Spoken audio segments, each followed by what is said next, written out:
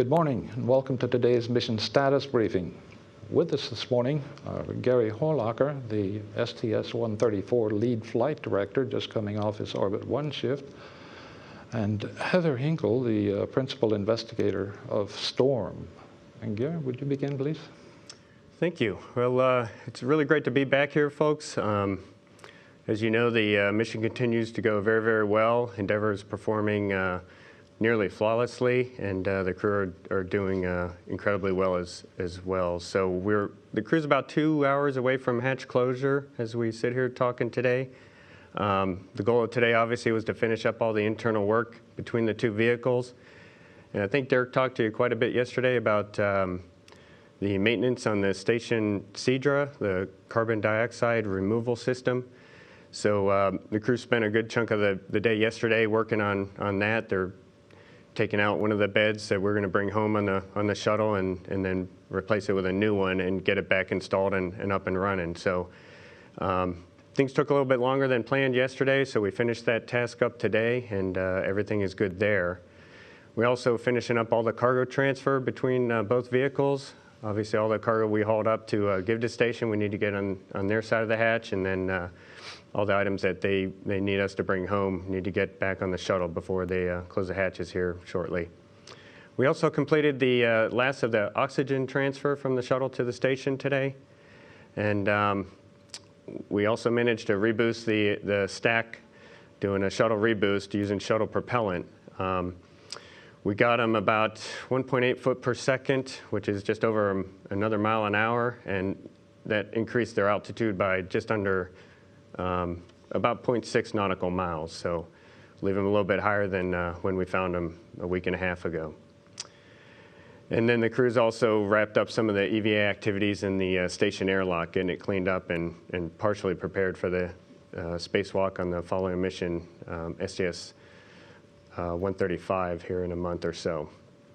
The remainder of the day, of course, heading into hatch closure, the crew's going to go ahead and bring the 2 spacesuits from the airlock on the station back to the shuttle. Those are the 2 that we used during several of the spacewalks. Drew wore one of them, and Mike Fink wore the other, so we'll get those back to the orbiter in case we need them between hatch closure and landing. And we'll also be packing double cold bags. We do this pretty much every station flight right before hatch closure. We get numerous science samples, get them in these cold bags, and get them across to the shuttle, and we bring them home for analysis here on the ground. So once we get the hatches closed, the crew's going to go ahead and shift gears a little bit, focusing on the undock tomorrow to get the rendezvous tools checkout complete, as well as get the centerline camera installed, and that'll put them in good shape for the undock and fly around and storm activities for tomorrow. So what I'd like to do is go ahead and walk you through a very short video about the undock and fly around and storm trajectory, if we can get that rolling. So the pilot, Greg Johnson, will be flying the orbiter back to about 400 feet and then initiate the fly around. We'll do the standard full lap fly around, and then we'll do the SEP-1 burn, and that'll set us up on our way to the storm trajectory. We're going to be flying above and behind the space station. We'll get about just inside 30,000 feet behind the space station. And the storm sensors will be taking data all the way out to about 20,000 feet where they'll drop lock. And then they'll be setting up for the reacquisition here in just a minute. So we'll do another burn that'll bring us down below space station, and about 4,000 feet below, we'll do one more burn that'll put us on the storm required trajectory. And once we get that burn complete, we'll be coming into acquisition range of the storm sensors.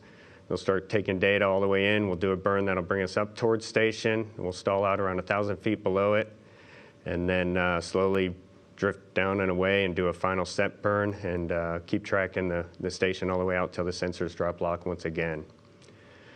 So that's what we've got in store for tomorrow. I think at this point I'll hand it over to Heather to give you a lot more details on the storm activity. Thanks, Gary. So the STORM team, we're real excited to get to our primary mission activities. We are a sensor test that was created under the Orion project, which Orion has now become a part of NASA's MPCV program. So what the sensors are, if the camera could zoom over here for a moment, we're flying a laser sensor and also a high definition camera. So the laser sensor shoots a laser at 30 times per second, a flash LiDAR, and it gets a receipt off of any bright surfaces and reflectors that are up on the space station. That allows us to do range and bearing calculations to each of those reflectors or to station surfaces if you don't have any cooperative reflectors on board. The camera can be used, we're assessing it as used for a possible backup as a star tracker, for centroiding off the station from mid-range distances as a possible backup star tracker looking at stars, and then for close-in piloting cues for the Orion pilots and astronauts. So those are the sensors that are out in the payload bay. And what they do is that once they get on the docking axis, the previous mission, these 5 reflective elements were put on board that reflect very brightly in the VNS wavelength, but are essentially blind to the shuttle laser sensor so that there's no interference. And with visibility to these reflective elements, and I'll show some data here in a few minutes, the storm sensors will allow you to be able to calculate 6 degrees of freedom, alignment, and ranging and velocity to your vehicle, which can be used for cruise situational awareness, or you could close the loop around your flight control system and do automatic docking. So the storm sensors were operated during the rendezvous. As Gary mentioned, from about 20,000 feet, the laser locked on to the space station, and we were hoping for that, and we got a little bit better than what we were hoping for out of the sensors. That was really exciting. So we're really looking forward to the re-rendezvous trajectory when we're on an Orion type approach like Gary showed, to prove again that we can exceed our expectations for that sensor. So if you could cue up slide 1. This is sort of a picture of the docking camera on the left, and then the range and intensity from the VNS image on the right. So what you can see is those 3 circles depict where 3 reflective surfaces are. The whole space station is peppered with reflectors. Different vehicles have put them up there. The Europeans use reflectors. The shuttle TCS does, as well as a Japanese vehicle when they approach. So you can see that it was able to pick up those reflectors. And then if you provide centroiding to those 3, you now have very accurate information about where you are compared to the vehicle. Go to the next one, please. This goes a little bit further in, 600 and something feet. You can see now there's a little bit more spread in the reflectors. Next slide. This is getting even closer, and you can see it's very locked on to those 3. You can pick them out easily. As we get a little closer, next. 164 feet, you can see the camera is picking up a lot more detail. And now in your range and intensity, you'll be starting to see a lot more detail. Next. Getting a little bit closer. I think the last one, if you could go to that, is a pretty neat one where you can really see how the VNS paints you a 3-dimensional picture of what you're coming in by the intensity and the range maps you can see there on the right. So the 5 white, I guess the white circles that you see in the top right slide, those are these 5 reflective elements I just showed you on the docking target. And the real bright, kind of bigger one that's a little bit above those, that's the shuttle's TCS reflector. So you can see that real brightly as well. And then the lower one in the range, you can see how powerful the information can be from this sensor and how you could use this for broader applications other than just rendezvous and docking. You could use this for imaging, for hazard avoidance, for performing landing, for use for vehicle rendezvous and docking, of course, as well as things like deforestation. There's just a very broad application of this technology. So that was my last data slide. So we're really excited for the re-rendezvous, where the sensors are ready to go, and expect real good VNS data for the re-rendezvous. That it, Heather? Yeah. Great. We'll start with questions here in Houston. Please remember to identify yourself by name and organization, and please step to the mic to ask your questions. Yes? Philip Sloss with NASASpaceflight.com. For Gary, on the O2 transfer, was that airlock tanks and station atmosphere, or one or the other?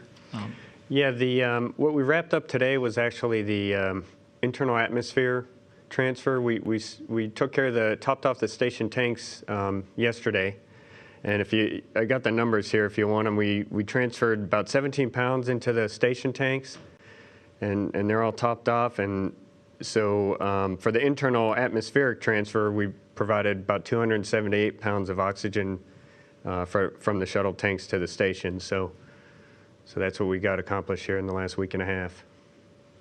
Thanks. And I'm not sure if this is for you or for Heather.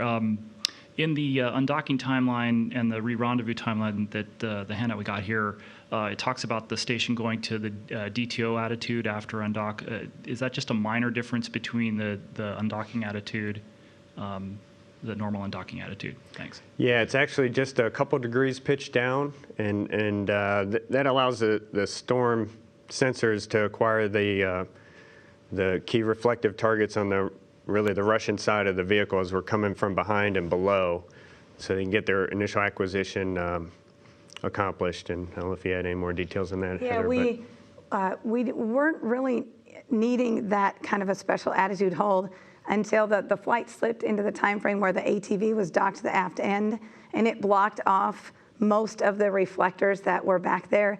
And of course, not knowing we hadn't proved this sensor in orbit yet, we wanted to give ourselves the best chance of having those reflectors pointing toward the shuttle as it came in, so we'd have the best look angles to those reflectors. And so station agreed to hold that attitude for us to increase our chances of getting that. And we have no doubts anymore based on what we saw for rendezvous. Okay, do we have other questions? Robert? Robert Perlman with CollectSpace.com. I think for Gary, first, a couple of questions about things that were in the execute package today. There was an area of interest, I guess, for the fly around on the ATV. Can you just describe what it is and why they need imagery of it? Yeah, I can touch on that. I don't know too many of the details, but I know when they initially launched and separated from their launch vehicle, they saw something a little bit off nominal, and so they want to get some images of kind of the aft end of the vehicle where it was attached to the launch vehicle, and see if they can get some kind of indication of that, help them explain what they saw on launch day. So we're going to take about 10 minutes out of the 45-minute fly around and go ahead and focus in on that area and get a bunch of imagery for them, and then we'll go ahead and configure back and get the rest of our normal fly around photos. Thanks. And for Heather, there's also a note about the docking camera not being available to storm ops. Can you share what impact that has, if any, on the DTO? Sure, thanks. We had an issue with the data recorder that records the camera data. During some docked activities, we pulled data off our recorders, and we were seeing some strange behaviors during that time. So we added a checkout activity on flight day 13, and when we were trying to perform that activity, the data recorder would not complete its initialization. So at this point, it looks likely that we won't be able to record any docking camera data on the undock and re-rendezvous. So that's a big disappointment to the SORN team. We're really fortunate that we got great data on rendezvous. We met about 2/3 of our objectives already. There were some lighting objectives that we didn't get to see, sun entering and exiting the field of view, and a few other of the harsh lighting conditions we were hoping to assess with the camera. We have procedures prepared for Drew that if the recorder comes up nominally tomorrow, he'll follow a different set of procedures than if it does not initialize correctly tomorrow. Then he'll have to go and run a couple of extra steps to power some things down for us. And in the larger sense of the full test, will that lack of data mean that you need another qualification run to fully test out this system, or whatever you get will be sufficient? Whatever we get will be sufficient, and The re-rendezvous was most designed for the VNS, to meet the VNS objectives. So we have our primary objective coming up at that long range on the re-rendezvous trajectory for the VNS.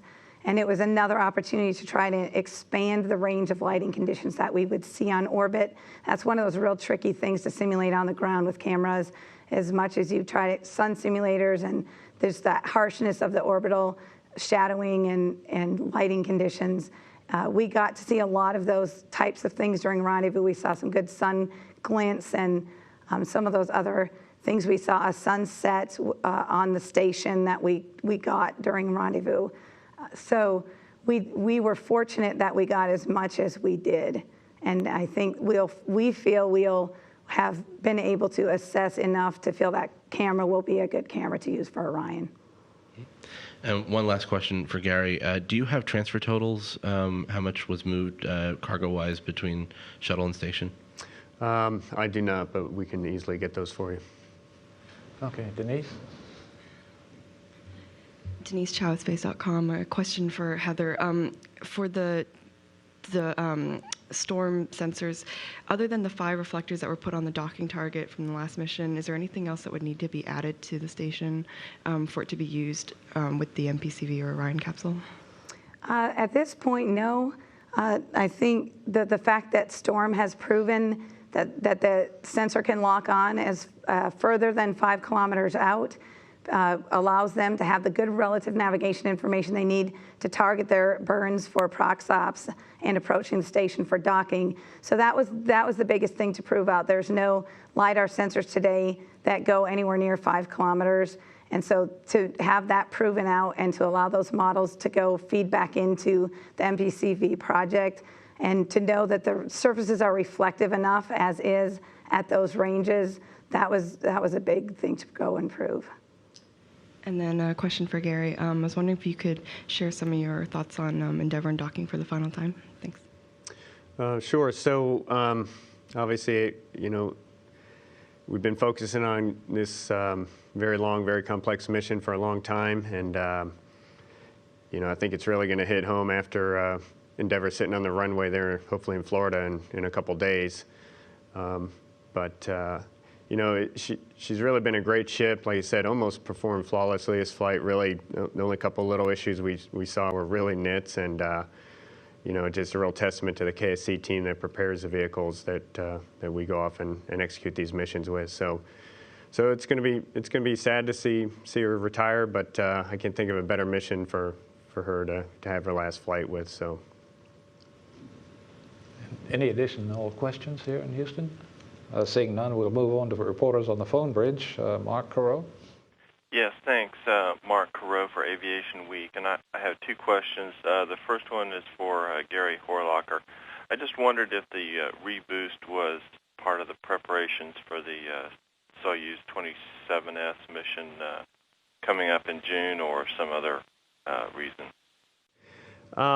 Yeah, so, the space station, they've got vehicles coming and going on a regular basis, the progress ships for the Soyuz vehicles, as well as shuttles and, HTVs, et cetera. So, stations got to look at this from a long-term perspective. So they're always looking at, making sure the vehicles in front of them, especially the Soyuz, like you mentioned, are going to have the right conditions for their re-entry and landing. That's key. So between ATV being there, I think they're going to be there about another month, and with the orbiter there, they basically they already had a plan to manage their altitude to meet everybody's requirements, and then they were able to go ahead and accept a little bit of a reboost from us as well, and still make everything work out down the road. So, it's just a constant thing you do at the space station is you continue to work your altitude and all your vehicles coming and going. So really nothing unique here. It's just we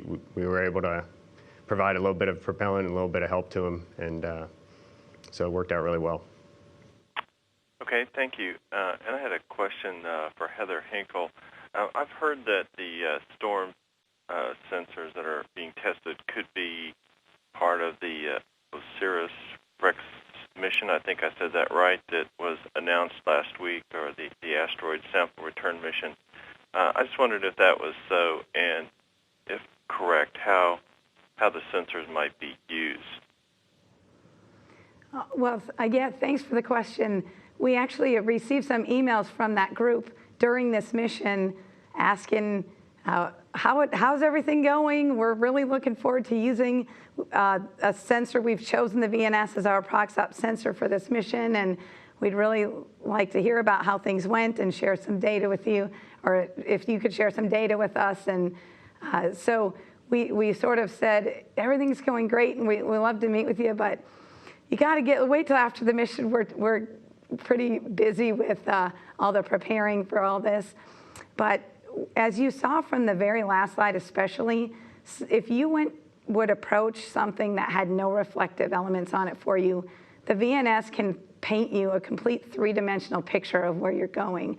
So I think we will have a lot of really great data that we can hopefully find a way to do some great sharing with that project, and they can utilize that to help build some algorithms. We're also working with another Goddard group, building another VNS and the same sort of purpose, which would be where you don't have any reflective surfaces that you've put on there in known locations, and you have to use that raw three-dimensional range and intensity image to do your ranging and approach information with. And if I might follow on that, does that mean you're going to sort of look into the possibility of using these sensors for that mission, or that's to be determined way down the road? So I'm not sure I understood your question. Sure. We at JSC? The storm group? Yeah, I just wondered if the storm sensors were a possible part of that mission, or they will be used as part of that flight. Okay, so I understand. So the storm VNS sensor is the particular one that they have chosen to use for their mission. So the storm mission has sort of proven out in space the ability to track surfaces to provide this very highly accurate three-dimensional image of what you're approaching. And I think that they'll find that the data is going to be extremely useful for their mission. Thank you. Is that it, Mark? Yes, sir. Thank you. Okay, Stephen Clark. Hi, thanks for taking my call. Can you, one of you, refresh us on which crew members play what roles on the Storm Re-Rendezvous? Do Box and Mark Kelly switch positions in terms of who's overseeing the piloting duties during that Re-Rendezvous approach? Yeah, so Box will be on the controls once we open the hooks and start backing Endeavour away from the space station. He'll be controlling it, flying it back out on the V-bar till he gets about 400 feet or so, and then he'll initiate the fly-around activity, and he will be in control of the vehicle for the whole fly-around. Once Step 1 is complete, Box and Mark are in a swap positions, and Mark will be flying the Storm Re-Rendezvous trajectory and doing all those burns. Oh, and I'm sorry, I guess obviously Drew's going to be our key guy on the Storm laptop and all the Storm procedures. He's our go-to guy for Storm, so that's how that's going to play out. All right, thank you. Bill Harwood. Yeah, thanks. Two for Heather. You mentioned that this has possible applications for deep space mission. Is this something that a commercial manned spacecraft provider could license or use? Yes, absolutely. This has very valid application for any space vehicle trying to perform the function of rendezvous and docking, either with another vehicle or trying to land it on a surface, or to rendezvous into close proximity with something else that's out in space. Thanks. And then a standard reporter question, is there a cost that goes with this test today, the hardware, and what does it cost to put it together? Yeah, the putting together the sensor sort of came from three different flavors. The Orion project, there's always a set of non-recurring engineering costs to get your foundry set up to build your very highly technical detector that detects the laser light. So there's that sort of underlying cost that's a one-time thing. Then the work to put the actual unit together, test the unit, and also the camera, that was paid for under Orion as well, under a different contract.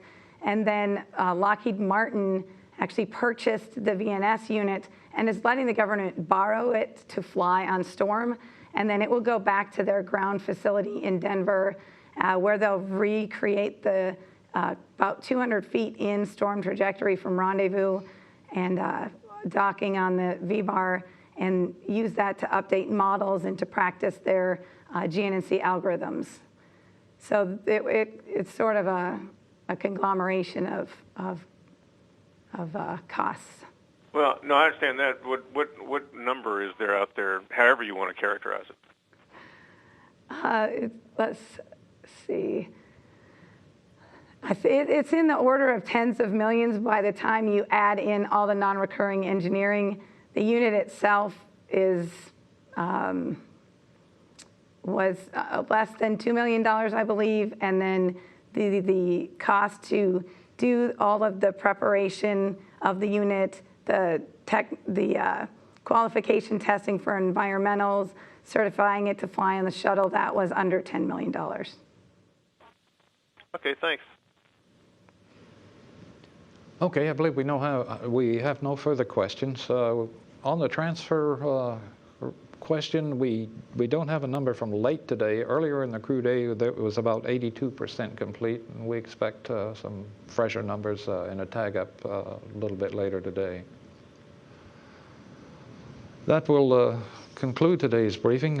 You can follow activities of Endeavour and the International Space Station at www.nasa.gov.